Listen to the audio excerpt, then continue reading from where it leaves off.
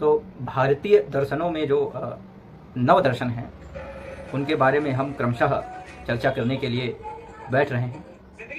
तमाम साथियों को दर्शन के बारे में जानकारियाँ चाहिए थी, तो वो लोग लगातार दर्शन के संबंध में जानकारियाँ इस वीडियो के माध्यम से प्राप्त कर सकते हैं।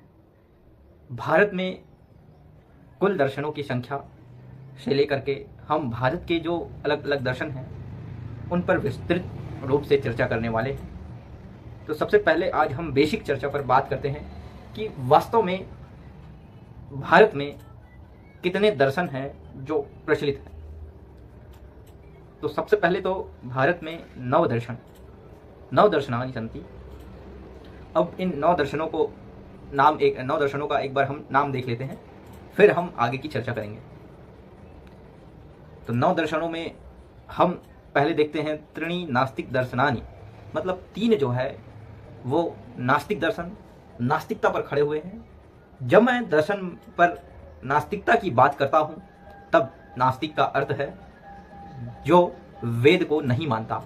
वेद निंदकाः नास्तिकाः, ये आपको पहले समझ लेना चाहिए कि जो वेद की निंदा करेंगे वो नास्तिक दर्शन के फॉलोअर हैं। नास्तिक दर्शन को फॉलो करने वाले जो लोग हैं वो वेद की निंदा करेंगे। तो वेद निंदकाः नास्तिकाः इति कथ्यते, वेद निंदक को नास्तिक कहा गया। अब इसके अंतर्गत आते हैं जैन, चार्वाक और बुद्ध। चार्वाक, जैन और बुद्ध, ये जो तीन भारत के सबसे बड़े में से अगर हम देखें तो लगभग चार्वाक को भी प्राचीन मान सकते हैं और बुद्ध दर्शन भी बहुत बड़ा दर्शन रहा है। तो ये तीनों दर्शन जो है वो नास्तिकता पर आधारित है, वेद की निंदा पर आधारित है। ये लोग साफ साफ वेद की निंदा करते हैं, इसीलिए इन्हें नास्तिक दर्शन कहा गया। चलिए अब हम आस्तिक दर्शनों की बात करते हैं। आस्तिक दर्शनों के विषय में विस्तृत चर्चा हम बाद में करेंगे। आज हम बेसिक केवल चर्चा उसके बारे में जान रहे हैं। तो सांख्य, योग, न्याय, वैशेषिक और उत्तर मीमांसा एवं पूर्व मीमांसा। सांख्य, योग, न्याय, वैशेषिक, उत्तर मीमांसा एवं पूर्व मीमांसा, ये सब मिलाकर के षड आस्तिक दर्शनानि सन्ति। मतलब 6 जो हो गए हमारे आस्तिक दर्शन हो गए और 3 जो थे वो नास्तिक दर्शन हो गए। तो और आस्तिक और नास्तिक दर्शनों की टोटल संख्या हमारे भारत में जो दर्शन है उसकी संख्या हो जाती है 9। तो 9 दर्शन भारत में फले फूले और प्रचलित हुए, जिसमें से हम उन दर्शनों को पढ़ते हैं, लिखते हैं, समझते हैं। साथियों, बहुत कम ऐसा होता है कि व्यक्ति का पूरा जीवन निकल जाता है लेकिन उनको भारत के ही दर्शन के बारे में कोई जानकारी नहीं होती।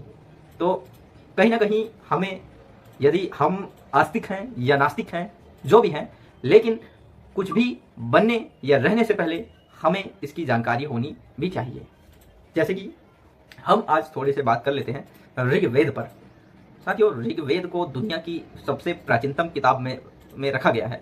लगभग कई ऐसे प्रमाण हैं जिसके तहत यह माना जाता है कि वेद जो है वो सर्वप्राचीन ग्रंथ या सर्वप्राचीन किताब के रूप में प्रचलित है। अब कुछ लोग इसे मानते हैं कि ये ईश्वरीय है, कुछ लोग मानते हैं कि ये काल्पनिक है, कुछ लोग वेद पर कहते हैं कि ये किसी ने नहीं लिखा है, ये स्वयं से उत्पन्न हुआ है। इस तरह की बातें जो है वो वेद में प्रचलित हैं। जैसे हम किसी जब वेद कहेंगे तब हम किसी एक वेद को लेकर के चलेंगे और वेद की बहुत से नाम भी हैं, वेद के बहुत सारे नाम भी हैं। तो हम उस पर चर्चा न करते हुए वेद के संदर्भ में आज मैं आपके आंतरिक रूप से सवाल पैदा करता हूं, या मतलब आप थोड़े सवाल भी करना सीखें, समझें। ये मेरा उद्देश्य रहेगा।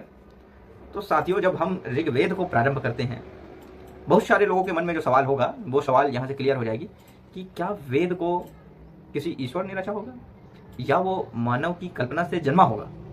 2 तरह के सवाल हैं, क्या ईश्वर ने लिखा होगा, रचा होगा, या वो मानव की ही कल्पना से रचा होगा।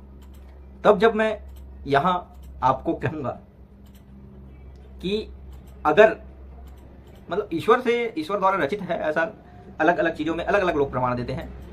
क्योंकि हम यथार्थता पर थोड़ी बात चर्चा करते हैं, इसलिए हम ये कहेंगे, और कई सारे जो बड़े विद्वान हैं वो भी कहते हैं कि वेद एक कविता है।